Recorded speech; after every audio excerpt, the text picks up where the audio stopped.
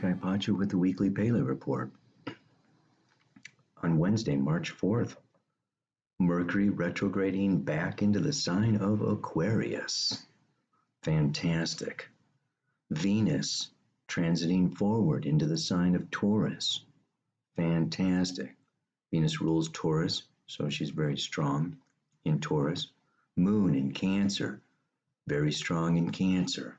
Moon rules Cancer. So Thursday, tomorrow, that moon comes into an opposition with Jupiter, Saturn, and Pluto. The nice thing is that she also trines the Sun and Neptune over there in Pisces. That Sun and Neptune come into a conjunction exact on Sunday, the same day that Venus comes into an exact conjunction with Uranus over there in Taurus. So, in the meantime, that moon is moving Friday into Leo, stays in Leo Friday, Saturday, Sunday, she goes into Virgo.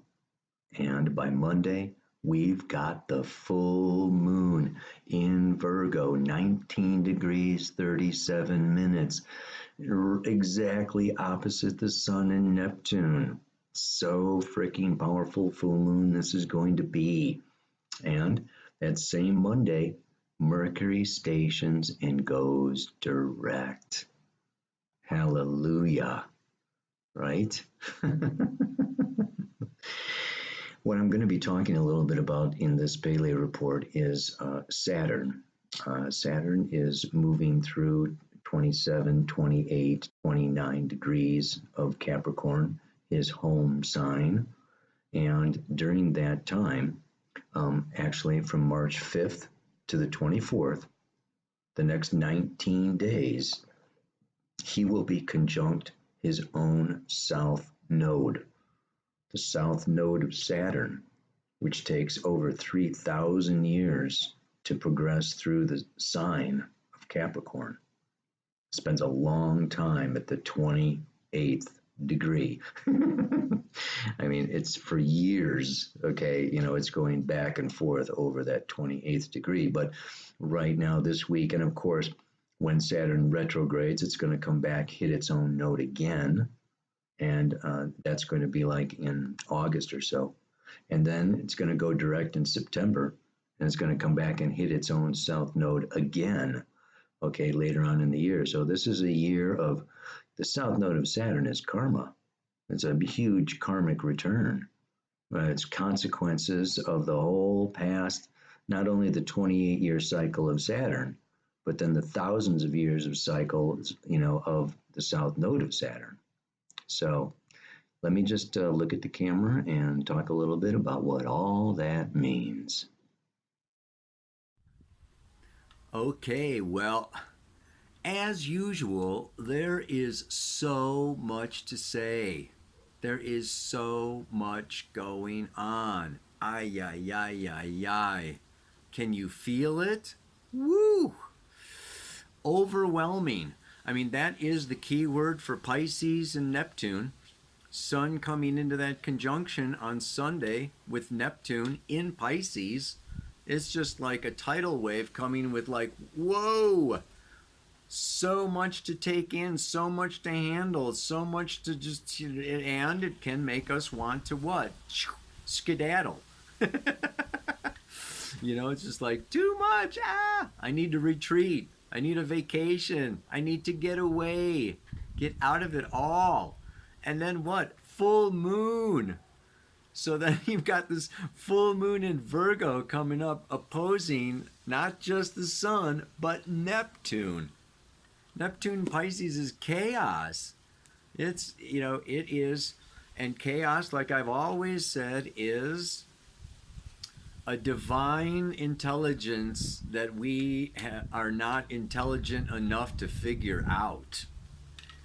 In astrology, there's no accidents, there's no coincidence. This is all, you know, according to the evolutionary intentions of Gaia, of our planet. We have to understand there are spiritual beings above, outside, and beyond, way more powerful than our little egoic selves, than all of collective humanity put together. This is just one planet of billions, hundreds of billions. We could say trillions of planets because there's billions of stars. And all those stars have billions of planets around them. It's just like, we get humbled more and more as we evolve. We realize just how small we are and our lives are and this planet is, and woo! But what I want to talk to you about today, how about those charts at the beginning? I gave you two charts. The first chart is like 1800 BC, the last time, and you can go back and pause that, Jupiter, Pluto, Saturn, 22, 24, 27, almost like where they are now. The last time they, this is like repeat of almost 4,000 years ago, and that was the birth of Babylon. That's when Babylon was born. We are giving birth to a new paradigm, a new age, a new reality. Very, very powerful. Very powerful. So now again we have this Jupiter, Saturn, Pluto conjunction in Capricorn. And some people point to it happening 700 years ago, but not like this. There was at least like a 15 degree, separation before. So I go back to 1800 BC. Anyway, not to get too technical, on the outside wheel of that circle is the planetary nodes. Not just, the moon has nodes, Rahu and Ketu, I've talked about them before. And this is where the path of the moon crosses the path of the ecliptic. Very quickly, Earth revolves around the sun, creates a plane, like a plate. It's called the ecliptic. But all the planets and the moon are not on that same plane. So they cross above north and then they go south.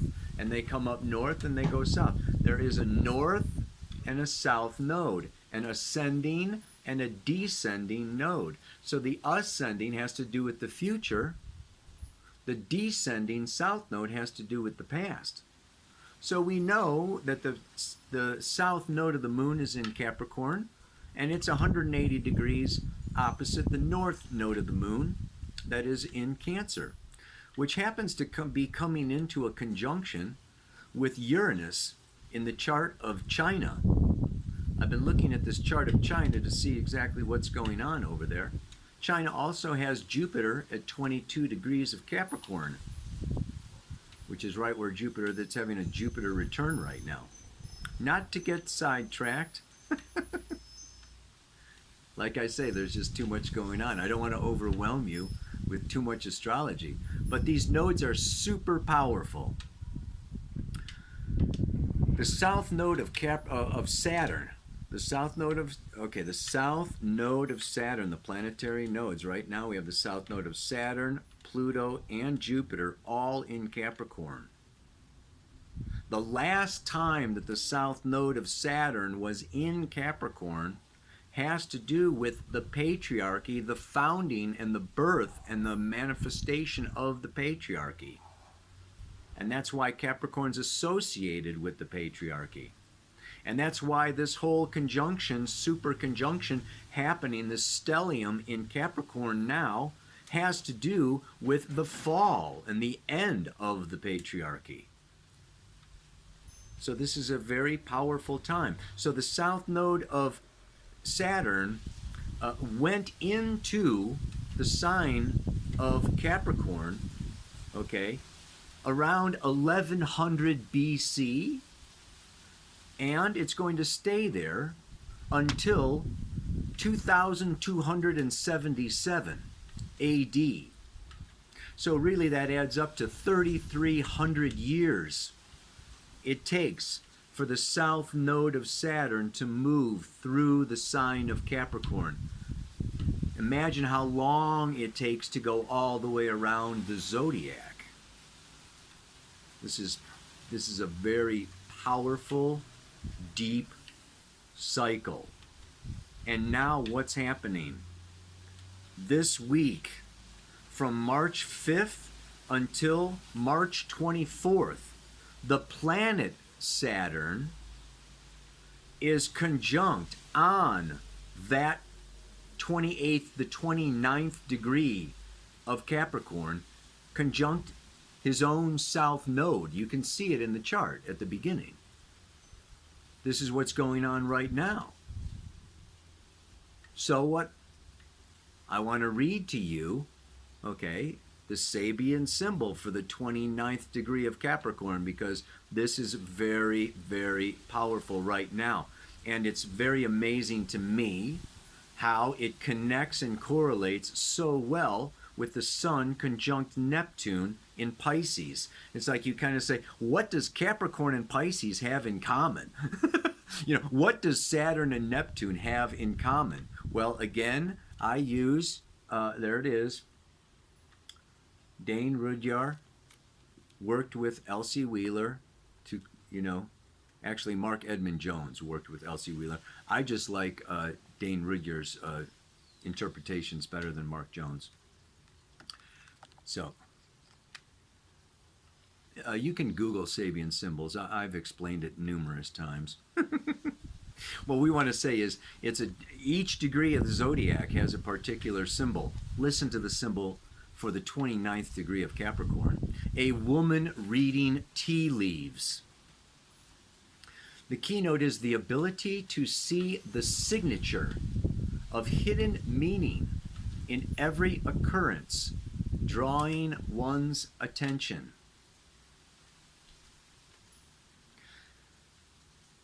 Humanity has always sought to interpret the meaning of events or situations which baffle him in terms of specific omens or signatures. The reading of tea leaves is only a commonplace modern version of a certain type of procedure used by priests of all ancient religions. The practice is based on a realization of, and this is a quote. I love this quote. The quote is, the relation of everything to everything else. A definition of astrology given by Mark Edmund Jones. So if people say, what is astrology? You can just reply that astrology is the relation of everything to everything else. Yeah, baby. You gotta love it, man. And this is so Neptune and Pisces, right? Reading tea leaves. I mean, that's like a total, let's keep going here. Okay. Dream interpretation, in-depth psychology belongs to the same category. We could say that the I Ching, okay, that the tarot cards, that palmistry, I mean, these are all forms of divination is what we're talking about here, right? Okay, and astrology is the oldest one of them. So, it's based upon the establishment of a close connection between the unconscious and the conscious. But in dream analysis, the individual unconscious, at least at first, is mainly referred to, while in omens, or modern fortune telling at its best, one relies upon the power of occult forces or entities to convey the information that will clarify confusing situations. What is implied is the ability not only to perceive the facts of everyday existence, but to see through these facts and discover how they are related to the realm of basic meanings or archetypal processes. This is essentially what is meant by true clairvoyance, the capacity to see in everything the signature of deeper realities. This full moon in Virgo, the sign of health, right, in opposition to the Sun Neptune, conjunction in Pisces, the sign and the planet having to do with great mystery and spiritual awakening and spirituality, This is a time for each and every one of us to have spirit revelation about what life is trying, what spirit is trying, what all of existence is trying to convey, to teach, to heal, to what is going on beneath the surface of events. What is the deeper meaning of the coronavirus and all of the havoc? We have Venus-Uranus conjunction the same day as the Sun conjuncts Neptune. Venus is money. Venus is values. What do we value? We need to wake up Uranus to a new set of values. And to me, this has so much to do with what? The fall of the patriarchy, the end of the patriarchy. And an image that came to me regarding this is what? Well, just think of it. Think of the patriarchy as being the father, okay, the old man, okay, and the father, the old man, has the keys to the car. Oh, I should have gotten a set of keys, you know. Oh, yeah, yeah. The dad's got us the keys to the car, right? Okay, and you know the son or the daughter, okay, maybe they're a bisexual or the intersexed offspring child, is old enough to drive and wants to drive and is asking the patriarch, the papa, for the keys to the car. Now, let's say that the papa or the patriarch, okay, is the old established way, and he's like, I don't want to give up my car. I don't want to give the keys to my car. I don't want to surrender my power, my mobility, my authority, my position, whatever. It's just like, no. You're not. I'm not giving you the keys to the car. And can come up with all kinds of, you don't know how to drive, or you're not old, you're not smart enough, or you need to get a job and buy your own car, or blah, blah, blah, blah, blah, blah, blah, blah, comes up with all kinds of, this is what we could really look at, what's going on with this transference. This new paradigm, is like, okay, we are the future is wanting to take control, drive, steer, the future. And the old, control institutions, organizations, call it the cabal, the deep state, the Illuminati. I mean, what do the billionaires, the Davos Economic Summit, whoever you want to call it. Okay, the people that are, really in positions and places of power, money, control, and influence, that have the keys to the future, are not handing them over. They're just like, no freaking way. So what happened? The old man obviously gets older and older and older and older until finally the old man is going to die. And then the kid is going to get the keys. I mean, it's kind of a thing that is inevitable. The old man can put it off as long as he wants. Maybe he gets to the point, where he can't walk, or he can't see, or he can't drive. And then it's like, oh, here's the keys. Could you please take me to the hospital? I mean, it may get to that point. So now I want to come out with what? Let's look beneath the meaning of the coronavirus. What is nature, which I call God, goddess, source, nature, life. We come from life. Life teaches us. We serve life. Life, enters us, and leaves us. Life is our teacher. I mean, so, to me, source, creator, God, goddess is just freaking life. And coronavirus, a virus, is actually, it's not a bacteria. It's not a living thing. But anyway, So at least what I read about it. I want to read to you from Jacques Martel. It is the complete dictionary of ailments and diseases. And I will put this, I have a free tab on my website that is newparadigmastrology.com. And you just go to the thing that says free. Okay, and on there, I've got all kinds of links. I've got a survival guide, for, this changing of the whatever. I'll put this information on there, but he wrote the complete dictionary of ailments and diseases. And all we got to do is go to the lungs. Okay, this coronavirus, SARS, and so many of these different diseases have to do with the lungs. The lungs, okay? And we know that the lungs are associated with grief. And we want to really look at, I'm gonna read to you now, okay, what, he's got to say about the freaking lungs. And I will also attach this to the newsletter.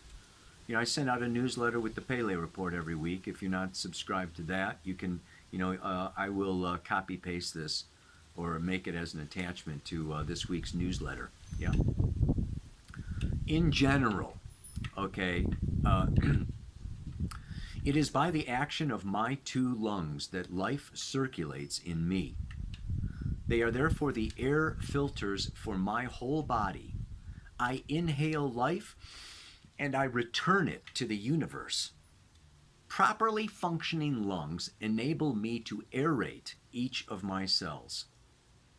It is with my lungs that I become aware that I exist. They represent my capacity to topple all the walls that I built up myself or that society set in place, as well as my capacity to adjust. They can therefore recognize a distress in living, and this can enable me to air these negative feelings that I must purify with the love that I inhale. Lung conditions such as pneumonia, bronchitis, asthma, fibrosis, etc., are the sign that I have a very deep fear of choking or dying. I am living at odds with life and my deep aspirations. It is as if my purpose in life was obstructed, and I am afraid of facing life. I feel so anxious that I confine, Saturn, myself to living within a very restricted territory that also seems uncertain.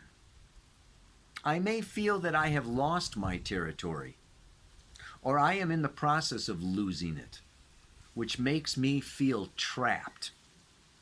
If I lose it, it is like dying. I am no longer anything.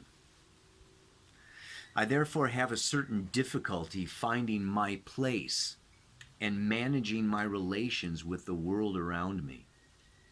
I feel I am losing myself, as the lungs serve for my breathing, and bad functioning lungs will cause a difficulty in transferring oxygen from the air to the blood, a vital function of my survival. Bad functioning lungs only highlights a bad functioning death, which scares me, and with which I should deal on more familiar terms. I tend to smother my tears. Sadness weakens my lungs. If I have a pain or a difficulty in breathing, I must ask myself if I am feeling smothered or oppressed in my life. Do I feel I am lacking air or feel asphyxiated, especially in my relations with the members of my family? Again, Cancer Capricorn is the family axis. Saturn has to do with the father energy. This moon coming around in Virgo, opposite, the full moon. The moon is mom and family in the past. Do I feel limited or feel that I don't deserve to be happy? I feel like screaming my distress at the top of my lungs. I don't like conflicts and dualities, and I tend to be too conciliatory just to avoid disputes. Are you like stuffing, suppressing your feelings, and because you don't want to start an argument or a dispute? This whole thing, don't forget, is what? Square to Eris in Aries, the goddess of discord. This is a time for each and every single one of us to air our disagreements and actually confront and face, deal with discord, that this is not all right. There's this new paradigm I'm going to say is kind of like, the teenager grabbing those keys from the old man and saying, I'm taking the car, baby. Should I keep going? I feel sad and depressed, and I must learn to acknowledge my personal worth and to do things that please me. Venus and Taurus, my sense of self-worth, coming around to Uranus. I need to wake up to my own sense of self-worth. You see how this is just it's all astrology pieces, and just brings everything together, and how everything mirrors everything else. This is just love it. My lungs will be affected, especially my breathing, if I previously felt abandoned as a child. If I am an orphan, my trust in life and in adults in general may be shaken, and my lungs will manifest this inner injury. We all have feelings of abandonment on some level, right? Because what? We were born into this world and abandoned by spirit. So our ego, lives in separation, which is abandonment by God, goddess. We've all got some, and this leads to the sun, Neptune is escapism, addiction, denial, and just check out, numb out. I want to disappear. Woo. I may have difficulty in facing changes in my life and experiencing separations, especially if the separation from my mother at birth was experienced traumatically. My lungs, which should play an important role in the process of becoming autonomous, breathing on my own, may interpret this situation as a sort of death to some extent. Am I able to live independently without always needing someone to do things on my behalf?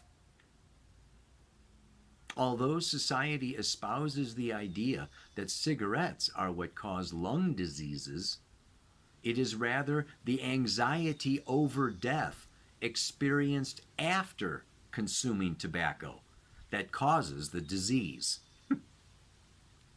In the case of pulmonary embolism, there is a shattering of joy and of the accumulated sadness that I maintain, and I am revolting against my feeling of helplessness. So we may all, so many people may be going through, and especially I've heard there's, rebellion against the Chinese government, who punished the whistleblower who first drew attention to the coronavirus. I mean, that is a very suppressed government. You'd think the government in the United States might be suppressed, or any place else. China has a very... Look at the revolts in Hong Kong against the Chinese government, suppressing, freedom of speech and the newspapers and movement and whatever, right? So we have this patriarchy suppressing individual expression and freedom and speech and finances and blah, blah, blah, blah, blah, blah. Woo! it's like, wow. My emotions and ideas are obstructed. I accept the fact of being, here, this is kind of like a mantra. I accept the fact of being constantly protected and guided. Instead of taking pleasure in maintaining old memories that make me melancholy and may further amplify my feeling of being alone and isolated, it would be better for me to look at everything I have and all the abundance that is present in my life. I have the right to have a territory, my own personal place that belongs to nobody else, as they in turn have their own territories. It's like claim your space. This is Chiron, the wounded healer in Aries. Aries is the warrior. It's time for each of us to heal that wound that I don't deserve my territory, my space. I don't deserve to exist. And Mars coming around, and Mars is just getting closer and closer. This stuff is all like, this is escalating. We're going to see everything escalating. Jupiter coming around to Pluto. Okay, Pluto is like, the underbelly of the beast. It's the shadow. It's death. It is darkness. And Jupiter coming around is big, more, lots. Blow it up. And Mars coming around. I mean, I'm telling you, these next 3 weeks of March are like really super, super intense. It's a good thing Mercury is going direct, and we will be able to, talk about it and deal with it and find some solutions. And it's in Aquarius, which is that these solutions they need to be community based. This is a global situation. This is just really drawing, through a crisis. We have to come together to, create a new paradigm that is, that works. Unity and diversity. Last thing here, right? This is how harmony can exist and I can fully flourish. I reclaim the power that is mine and breathe life with full lungs. Yeah. Wow, baby. So this is just like so. The coronavirus is just so reflecting. Astrology, it's like as above, so below. As without, so within. Astrology is ruled by Aquarius. It's just, looking at the bigger, wider, broader picture. Systems analysis that looks at how all the different parts are all connecting and related together. Yes, for astrology, right? And for today's mantra, because I gotta wrap this freaking up. Yeah. I love to shower and wash away all that has come and cannot stay, for me to maintain optimum health and shine my radiant, beautiful self. They say with the coronavirus, you got to wash your hands like 20 times a day for 20 seconds at least. This is a time to like be clean. And this full moon in Virgo, health, healing, purity, cleanliness. It's so amazing how this is like, clean ourselves up, clean our bodies, our lives, our routines, our thoughts. Let's clean it all up. And let's really step, into asserting our territory, guarding, protecting, establishing healthy boundaries, build up our immune system. Good time for, taking immune system supplements. Good time for Kundalini yoga, har har guru guru, right? Building up that magnetic field. Really, the auric field. Yes, I am powerful. I deserve to exist. Do breath of fire. Strengthen up the lungs. It's just like all tied together. It's so super cool, baby. Ow! All right, mantra one more time. I love to shower and wash away all that has come but cannot stay. For me to maintain my optimum health and shine my radiant, beautiful self. May you shine your radiant, beautiful self. Namaste, aloha, so much love.